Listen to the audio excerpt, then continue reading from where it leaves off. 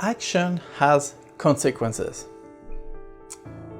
You will think that because we're in this reef hobby, that people with a saltwater aquarium at home, people that has a business selling fish, selling corals, invertebrate, people that make product for the reef hobby, you will think that this type of people will care about the fish, will care about the reef, the health of the reef in general, will care about the invertebrate,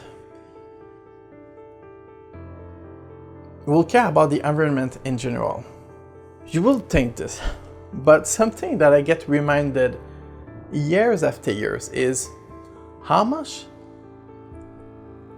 of those people get lost in the perspective of their action in the long run.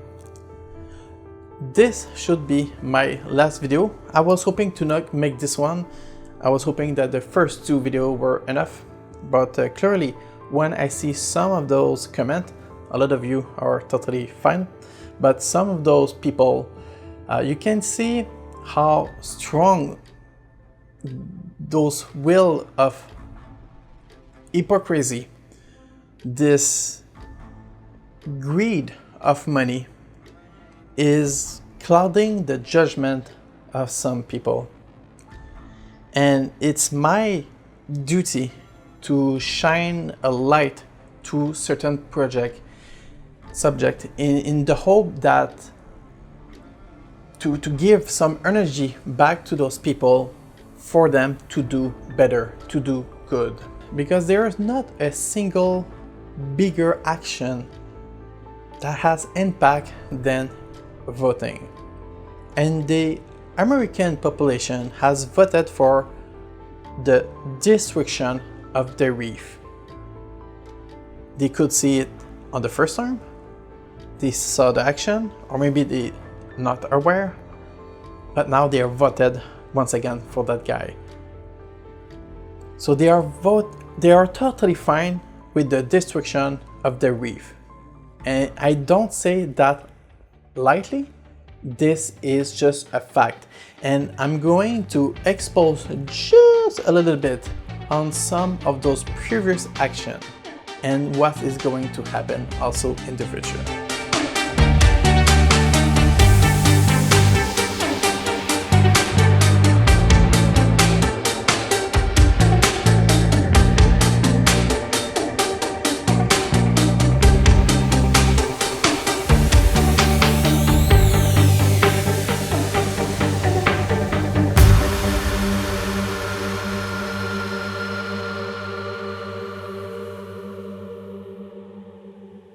The seas will rise over the next 400 years, 1/8 of an inch, you know.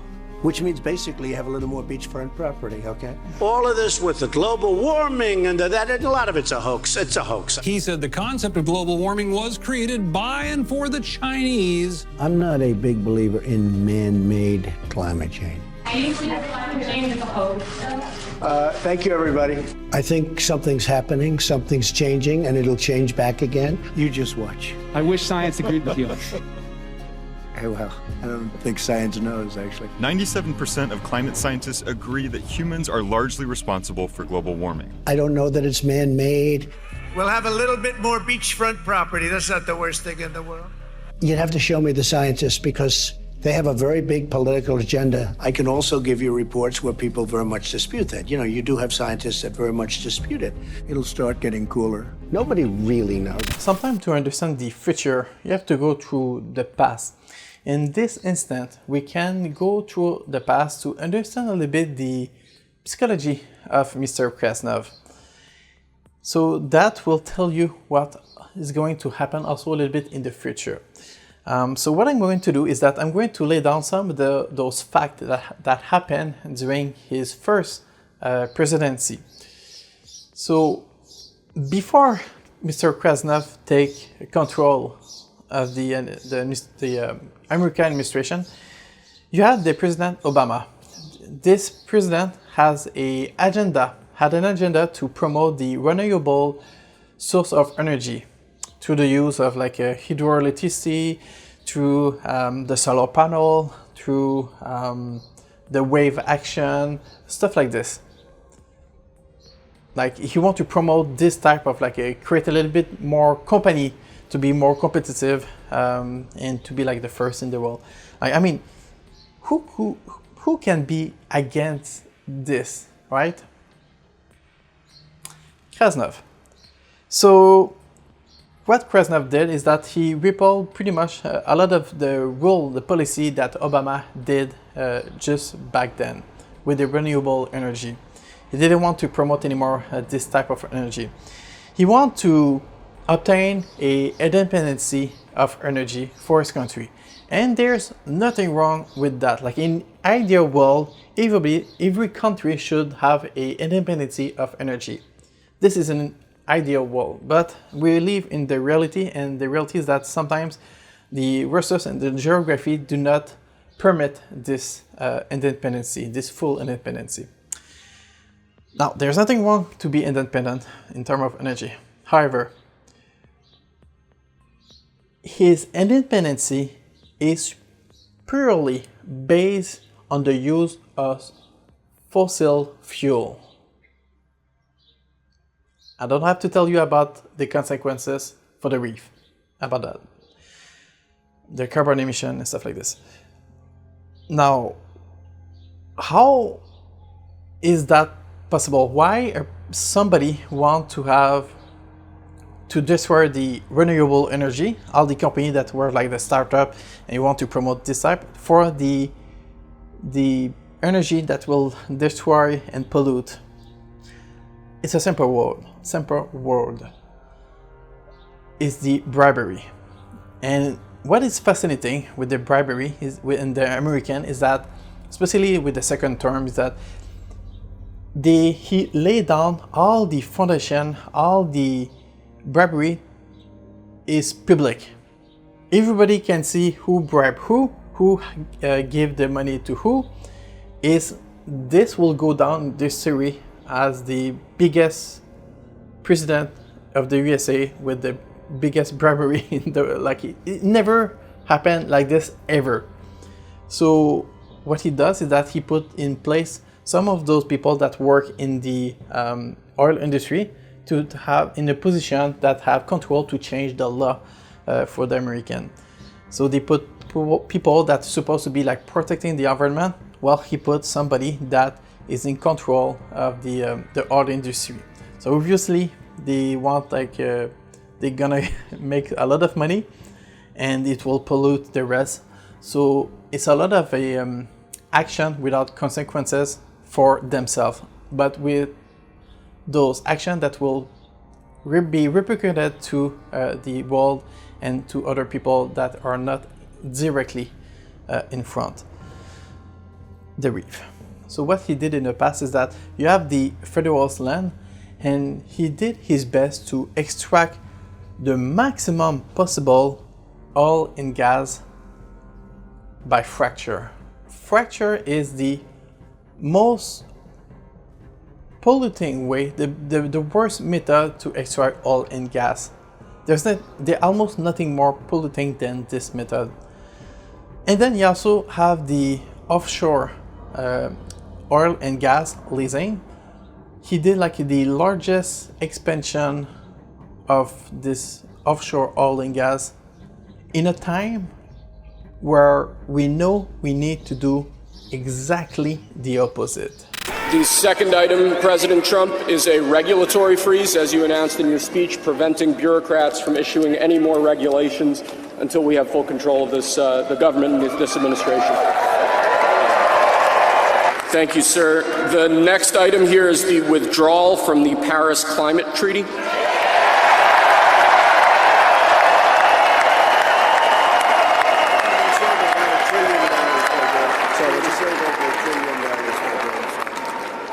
Yes, sir. Keep in mind that the regime of Krasnov do not believe in the consensus of most scientists that climate change will have catastrophic impact. And he do not believe also that carbon dioxide is the primary source of climate change. So Obama's talking about all of this with the global warming and that, and a lot of it's a hoax. It's a hoax. I mean, it's a money-making industry, okay? It's a hoax. The president has tweeted climate change skepticism at least 115 times, including a claim that the concept of global warming was created by and for the Chinese. Does the president still believe climate change is a hoax? I believe climate change is a hoax. Thank you, everybody. Thank you very much. Can you say whether or not the president believes that human activity is contributing to the warming of the climate? Honestly, I haven't asked him. Okay. I can get back to you. Yes or no? Does the president believe that climate change is real and a threat to the United States? You know what's interesting about all the discussions we had through the last several weeks have been focused on one singular issue. Is Paris good or not for this country? That's the discussions I've had with the president. I'd like to go back to the first question that was asked that you didn't answer. Does the president believe today that climate change is a hoax? You know, I did answer the question because I said the discussions the president and I have had over the last several weeks have been focused on one key issue.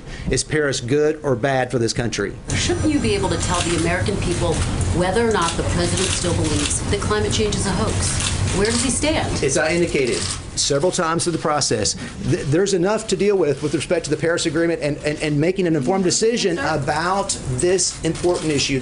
What does the president actually believe about climate change? Does he still believe it's a hoax? Could you clarify that, since apparently nobody else in the White House can? Yeah, I have not had an opportunity to have that discussion. Would it be possible for you to have that conversation with him and then report back to us at the next briefing? If I can, I will.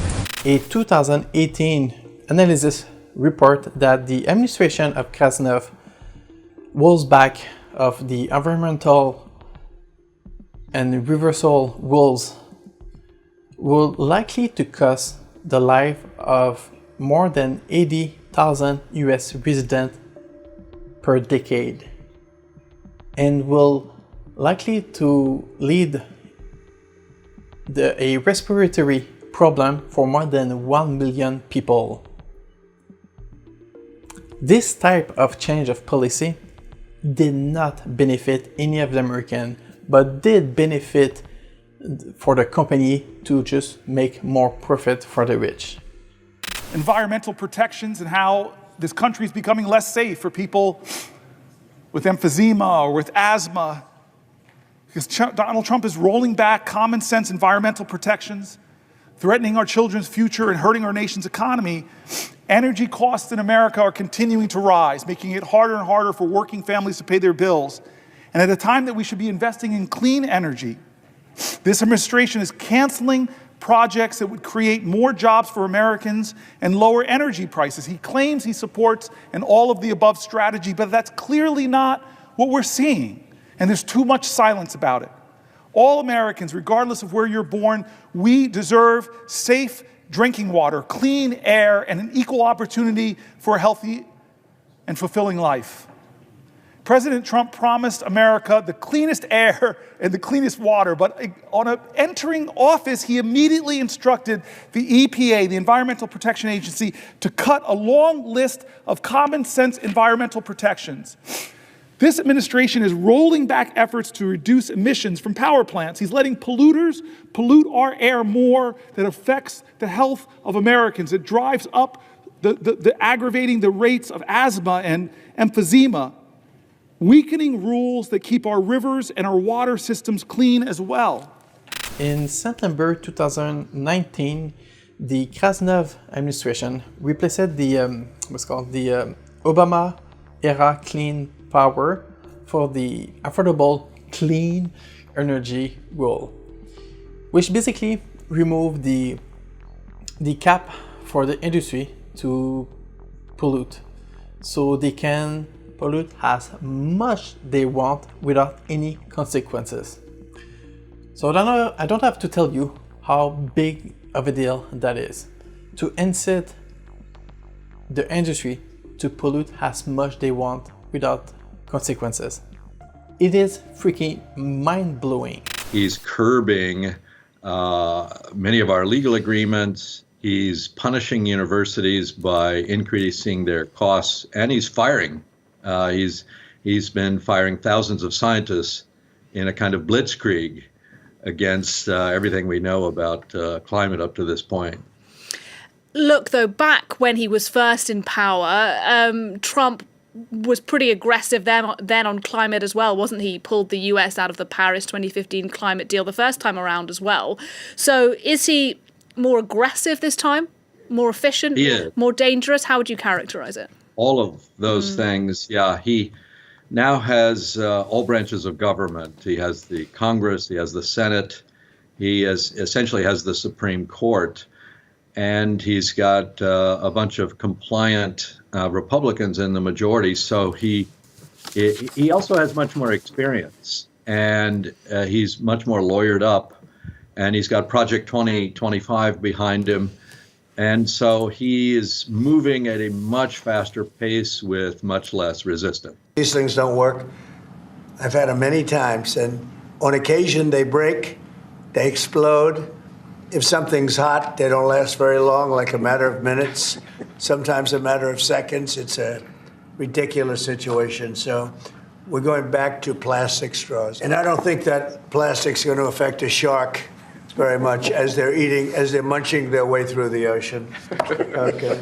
To give you some perspective on how much this guy lived in the past, and this one will blow your mind. Like in April 2020, he issued his new vehicle emission standard, which were projected to result in an additional billion ton of carbon dioxide, increasing the US emission by 1/5. A simple policy for the vehicle to pollute less, increasing the emission by 1/5 of the US. And by the way, the US is the most polluting country, side by side with the Chinese, depending on how much you see the stuff. A simple rule that will have created so much pollution. And this will, normally this kind of standard rules for the vehicle is to protect the people and protect also the reef by ricochet. Now, this gives you the perspective on how much he don't care about the American people, but he care about the industry and the company and all the rich people. This Trump environmental plan would undo restrictions on air pollution from power plants, cars, and trucks. It would allow harmful discharges into our water systems, relax restrictions on the emissions of mercury and other known neurotoxins, ease limits on soot and haze pollution, and the list goes on and on and on. These rollbacks appear to be a quid pro quo for President Trump's fossil fuel donors, whom we reportedly asked to donate $1 billion to his campaign last year. One of Trump's most concerning proposals is the repeal of the EPA's long-standing scientific finding that greenhouse gases are pollutants. Several studies have shown that air pollution can negatively impact maternal health and lead to miscarriages and low birth weights. And these health impacts will particularly harm low-income communities, where the effects are disproportionately severe. Mr. Zeldin claims these actions will, quote, unleash American energy, but really, they will just unleash more pollution on the American people. Mr. Zeldin claims that these actions will drive down costs for American families, but the evidence shows otherwise. Indeed, EPA previously found that for every $1 the country spends to reduce air pollution, it's estimated to yield $30 in economic benefits in return. On the first term, the Krasnov administration, they repealed the clean water rules and they reward the EPA's pollution control policies, including policies on chemicals known as a serious health risk. All this to benefit the chemical industry. Once again, not benefiting the American population, but benefiting for the rich people and the corporation. They have not moved forward on one piece of legislation that has actually helped to protect people's lives. He says even Trump's own pronouncements about clean air are undercut by his support for the coal industry. Going to have clean coal, really clean coal. There was little mention of reducing emissions to address rising global temperatures, the crux of the climate change crisis. The president often does this apples and oranges types of thing just to confuse folks. Now, all this was on his first term, and that gives you some little glimpse on where he's head at.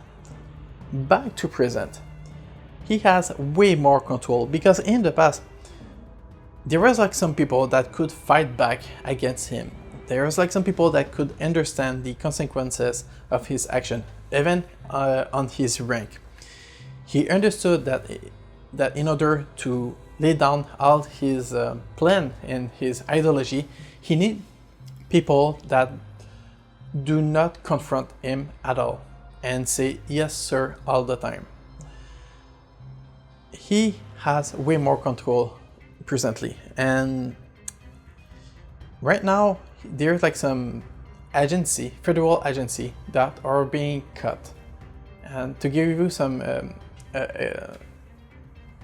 evidence or give you some glimpse is I talk about the Medicare on the second video, and I talk about the EPA. EPA is the Environmental Protection Agency, and this agency, federal agency, is there to protect the environment and to protect also by ricochet the American people. So they installed some rules because back in like the 50s, 60s, you could see like some industry that were like polluting and killing the people like with the cancer and everything. So this is where this EPA agency, it was being created. I think it was like in 1970, something like that. So this agency was there to protect the environment because there were like a lot of consequences by industry that they didn't want to see that. Earlier this week, the EPA called this the most consequential day of deregulation in U.S. history. What do you mean by that? It's the most amount of deregulation ever in the history of America. And during the Biden and Obama administrations, there were all sorts of rules and regulations that were coming out. And there was this demand on the left that these should be treated as new commandments, etched in stone. Yesterday, the Environmental Protection Agency announced what it called the biggest deregulatory action in U.S. history. The proposed rollbacks would impact dozens of rules, from emissions limits for power plants and vehicles to waste water regulations and air quality standards. Lee Zeldin says his agency wants to drive a dagger straight into the heart of what he calls climate change religion. With the stated goal of unleashing energy, Zeldin's proposals include a call to upend the basis for all the EPA's climate change actions. This is the most sweeping rollback of environmental rules in the nation's history. We're talking about going back to the 1970s era where these rules didn't even exist yet. So this is potentially erasing decades of climate and air pollution rules. I've been told the endangerment finding is considered the holy grail of the climate change religion. For me, the U.S. Constitution and the laws of this nation will be strictly interpreted and followed. No exceptions. Today, the Green New scam ends. What would it take for the Trump administration to overturn that? It would take a lot. I mean, you have to come up with science that says the thing that we know is not true, that global warming isn't happening and that humans are not contributing to it and that climate change isn't a problem for public health and the environment. There's also, for example, another federal agency, the most famous known in the world, the NASA. NASA is being, a lot of their projects are being cut. So this is more like atmosphere and more space, so it's not that related to the reef. And then you have the NOAA, the National Oceanic Atmospheric Administration. This one is related to reef. I've loosened up the strangling environmental chains wrapped around our country and our economy. I think it would be devastating to the industry if we saw regulations go away in the fishing industry. Narragansett baykeeper Michael Jarboe says he understands the fishermen's concerns. His organization, Save the Bay, works to protect the waters of Narragansett Bay. He said deregulating could interrupt the delicate balance of the ocean. If there were no quotas, it's extremely possible that we would see fish stocks become depleted. NOAA is a U.S. federal agency, and its role is to understand and protect anything related to the ocean. So not only the ocean, but the atmosphere, the weather, and the climate in general. So you can think of the NOAA, an agency that is a huge monitor agency. They track a lot of data to make forecasts. So for example, they try their best to understand and forecast the weather. So whenever you have the weather, that is their responsibility.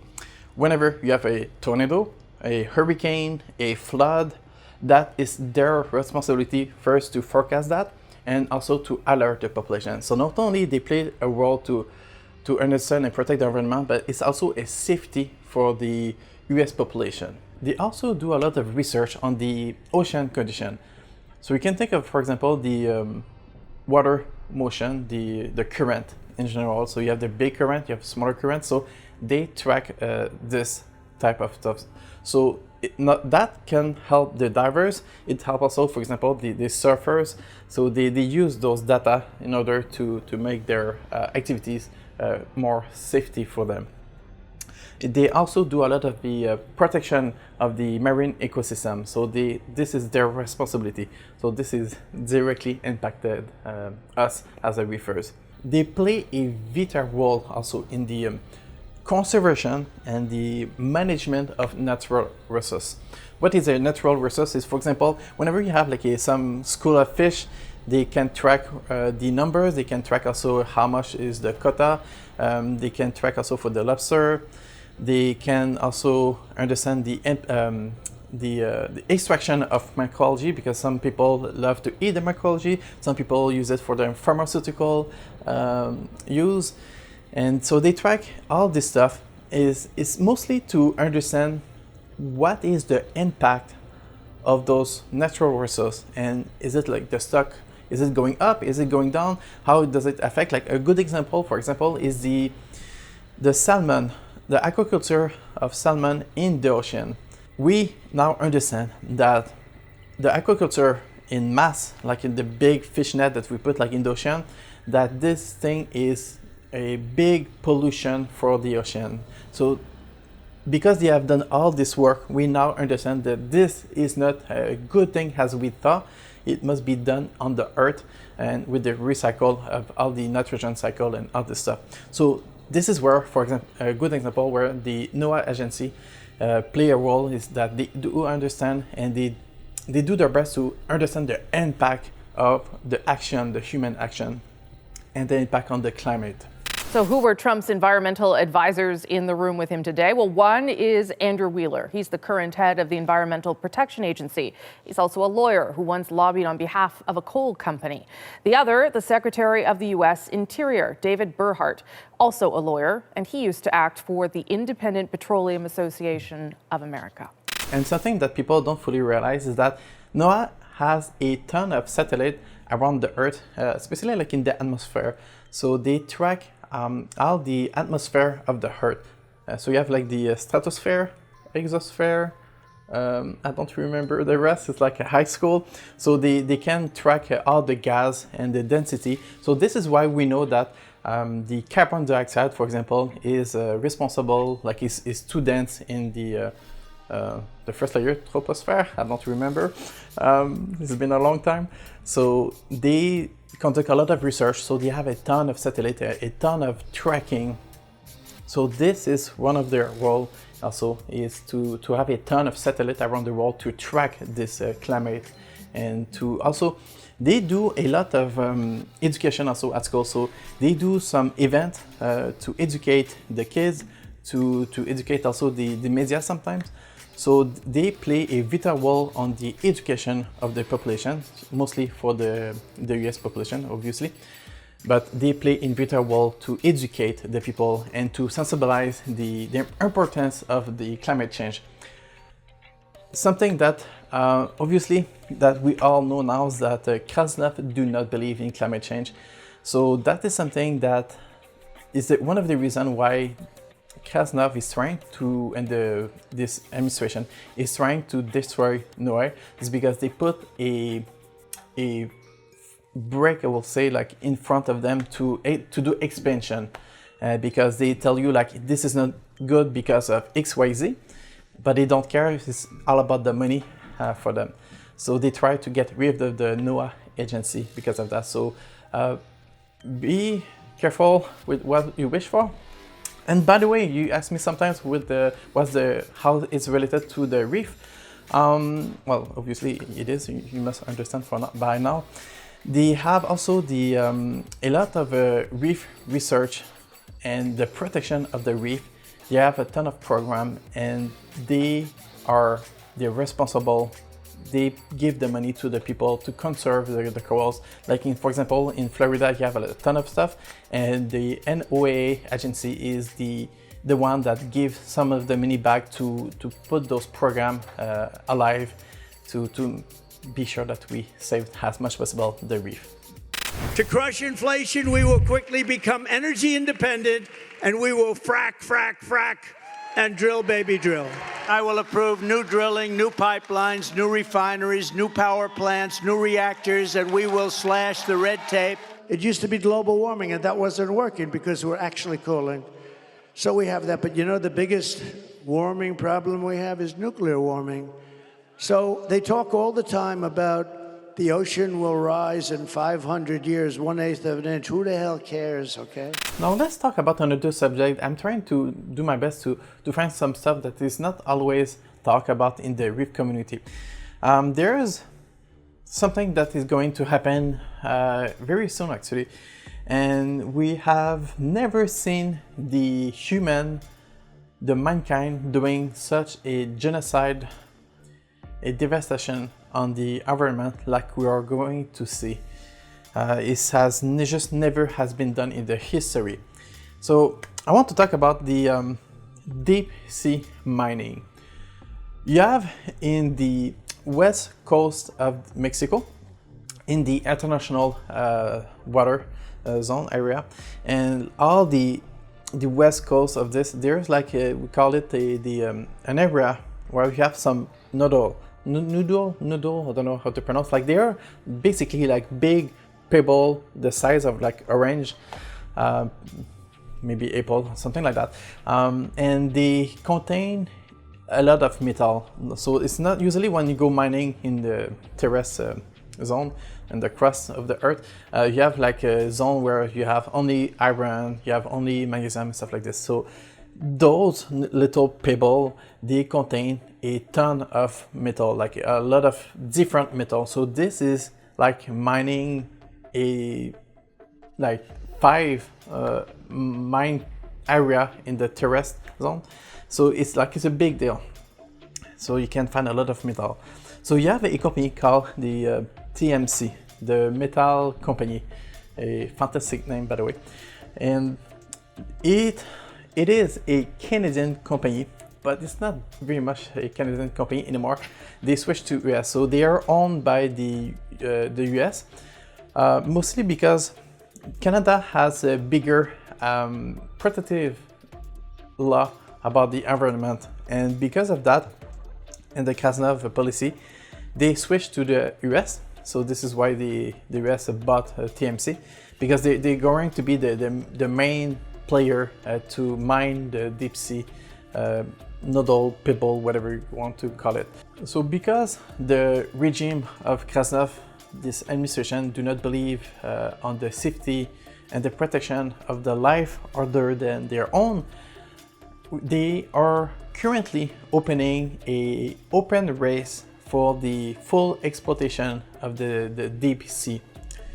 And what we are about to see, because of those actions taken by this administration, we're going to see one of the biggest destructive display of the human on an ecosystem. So you have to understand that the deep sea is actually full of life. It's not by the number of the same species, but where they lack of the quantity of the same species, they make for the diversity, the biodiversity of life. Like every single month, I'm not kidding, we discover new life form on the deep sea. So you have to keep in mind that this zone, like, is many kilometers down below the ocean. It's a really like deep sea mining.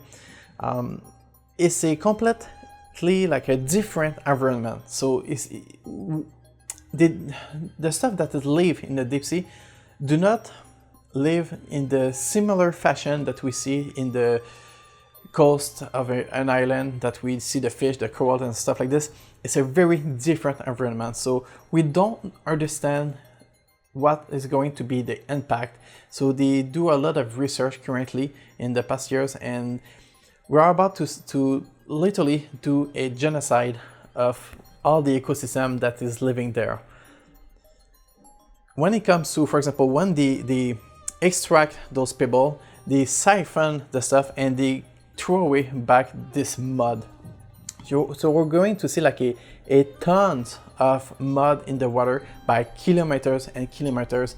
And I'm talking about like thousands of kilometers of mud that's going to be completely covering this ecosystem. Keep in mind also that we don't understand fully the all the microbiome also. For example, the microbiome, all the bacteria and stuff like this, they're responsible for the atmosphere, for the carbon dioxide absorption. So the deep sea, inside of the deep sea, there's bacteria that also absorb this carbon dioxide. So we're going to genocide all of this. All some of the corals or vertebrates that are living, they are going to be completely destroyed. And I mean like completely destroyed. Like it's literally like you have the living creature over there and they swipe out like this the ocean. They scrap the bottom of the ocean completely. So it's a massive destruction of the ocean. We have countries that have tremendous nuclear power. And when I hear these people talking about global warming, that's the global warming you have to worry about. Not that the ocean's going to rise in 400 years, an eighth of an inch, and you'll have more seafront property, right, if that happens. I said, is that good or bad? I said, isn't that a good thing?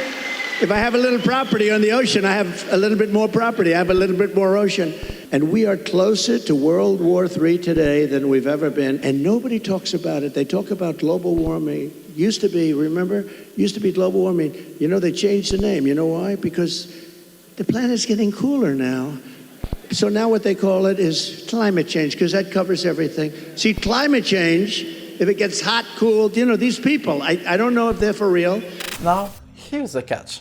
Because we navigate in the international sea water, which is open for any country to navigate, but we have also a lot of rules that every country has to follow. But there's also like some treaty, some body of government that the countries are following to maintain the peace.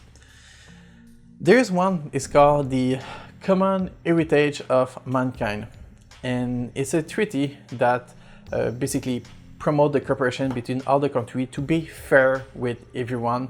So there's no problem of security, no problem it's to be fair with everyone. It's really about, actually, you know what?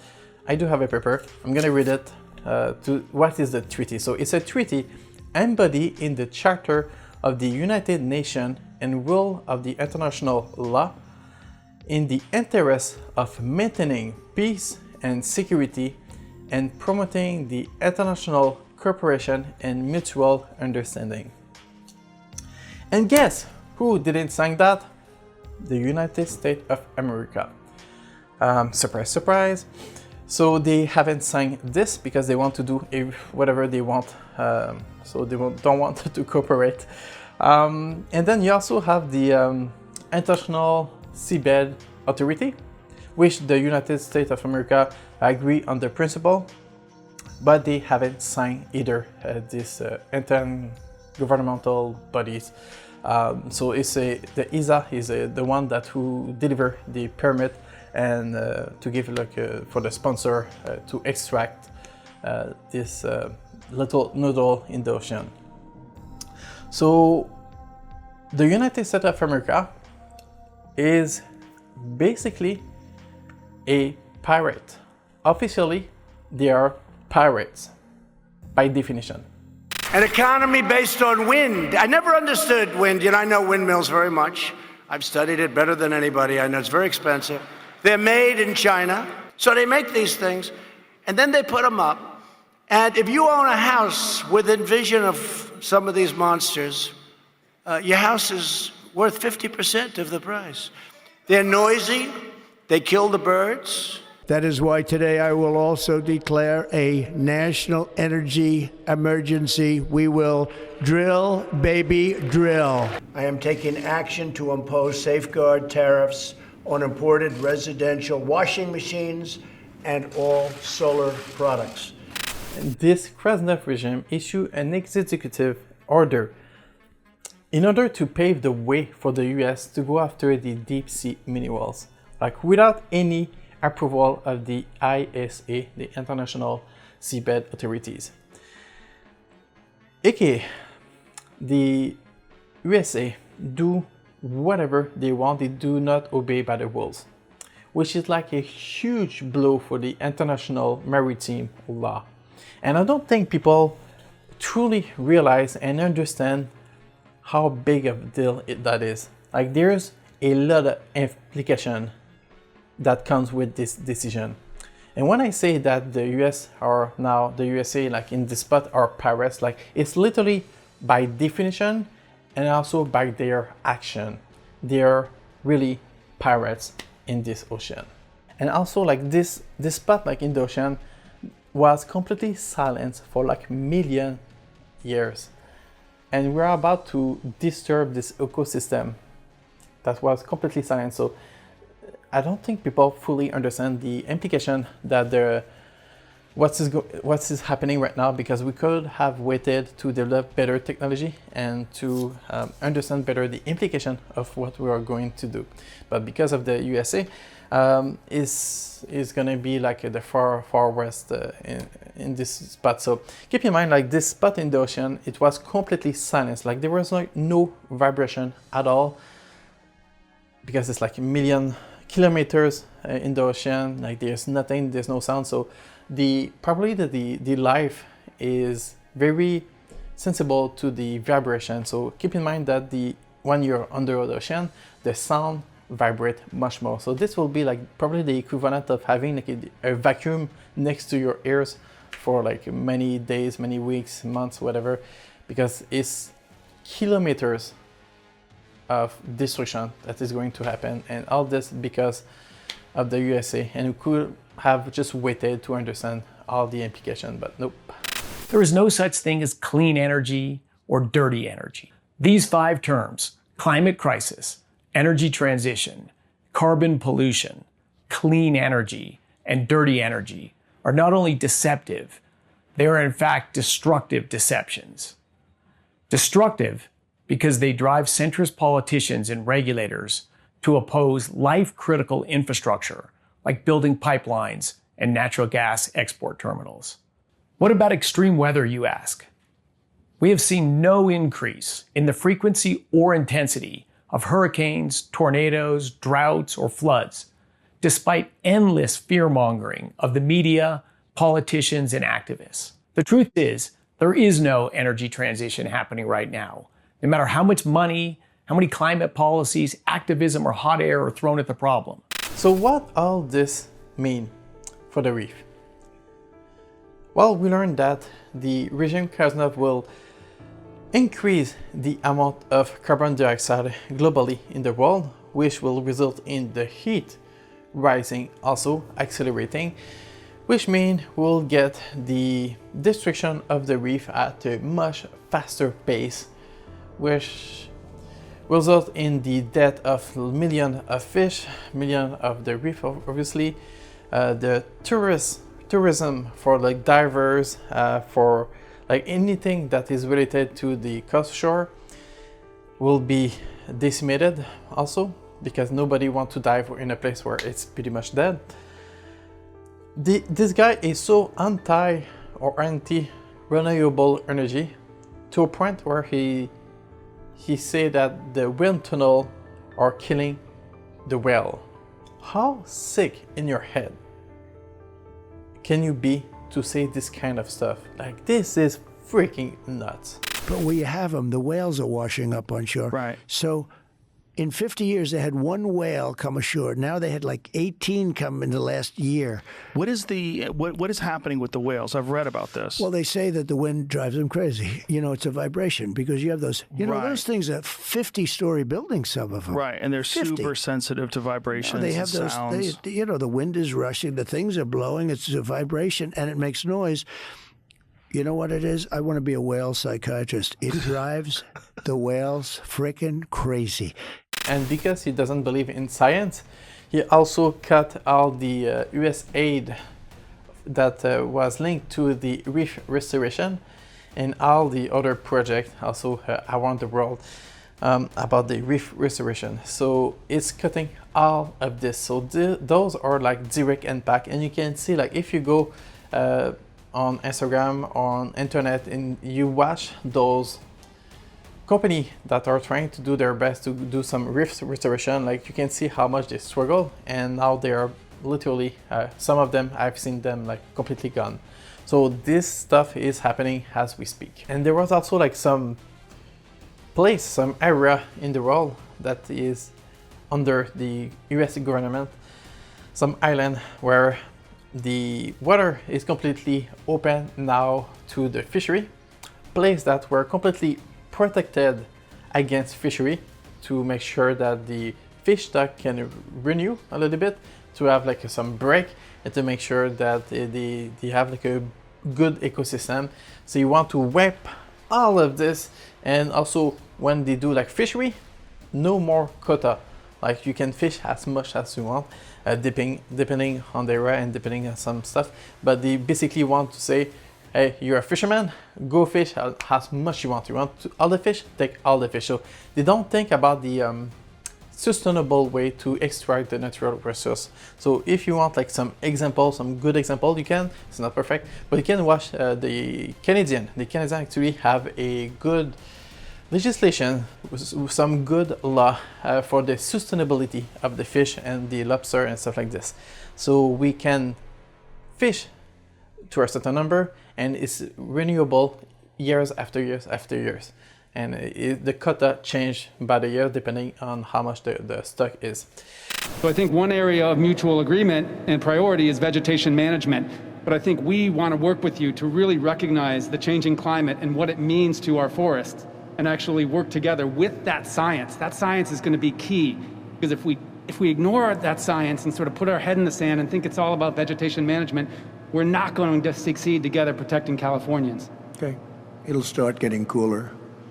You just watch. I wish science agreed with you. Hey, well, I don't think science knows, actually. And obviously, when the reef die, like in Florida, that means less job. There's nobody want to dive anymore there, because it's like completely wipe out. You can also see, like, for example, I used to see like the mushroom of Florida. It's like the Ricordia, and like beautiful mushroom, and I haven't seen like them for like 2 or 3 years now. So this is stuff that can happen, and this is a direct result of this type of policy that are in place, and is accelerating the destruction of the reef, unfortunately. There's also the healthy part of the reef. So what does a healthy part is that you create jobs around the world. So you can have the fishery, you can have the tourism, you can have like the divers, stuff like this.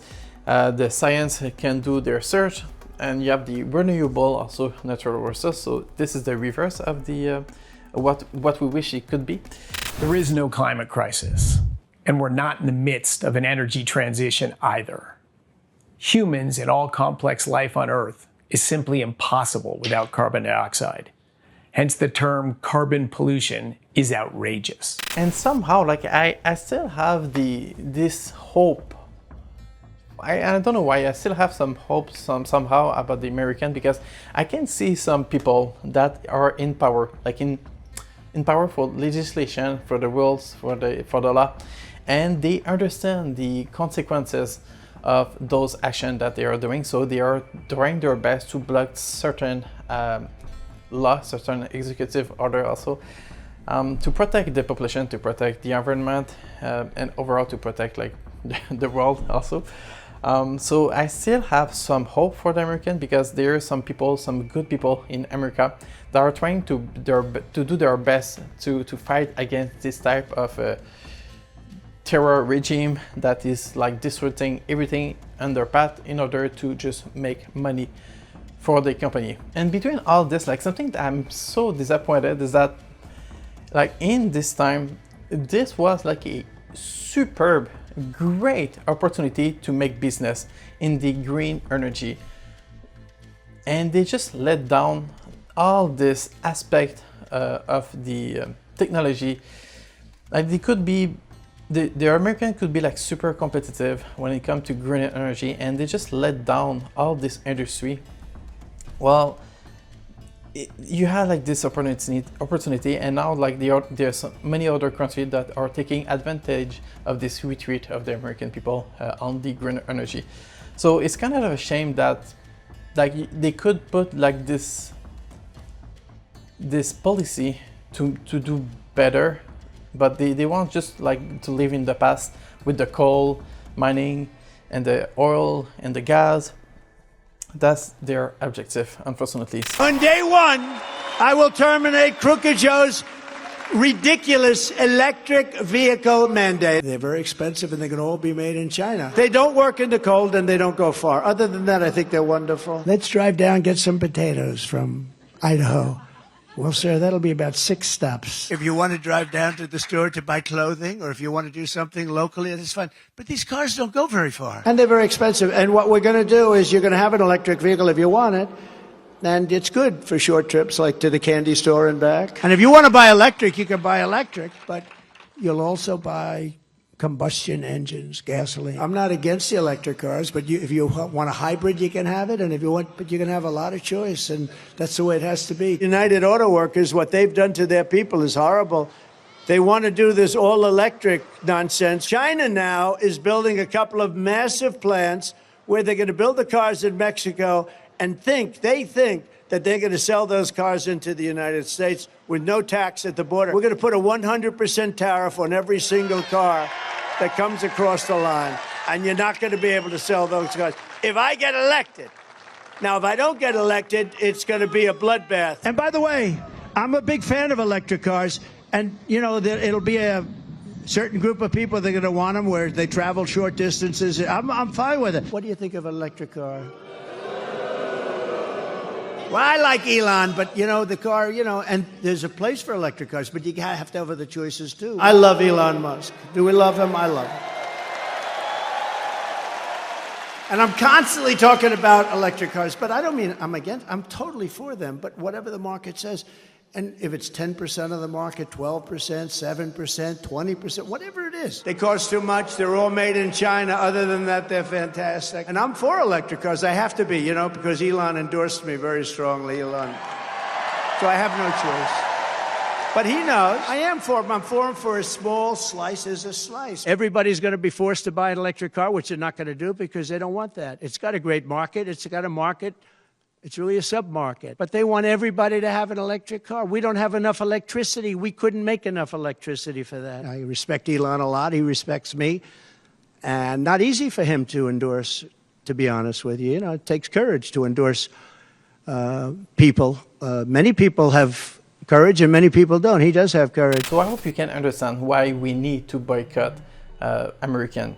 It's very unfortunate. Like, I didn't want to make this video, and I hate to make this video, to be honest, and I'm the only reefer that have the guts to say this kind of stuff, and I will always be there to protect the reef and to educate the people, because education, as you can see, this is what the result can be. If you're educated, if you take the time to read, if you take the time to understand, you will see and you will understand the consequences and the implication that some of the action that people can do.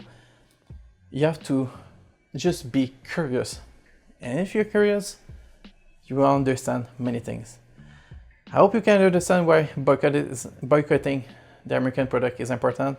Please boycott American product until they change this Krasnov guy. Thank you for watching, and I will go back to my next project.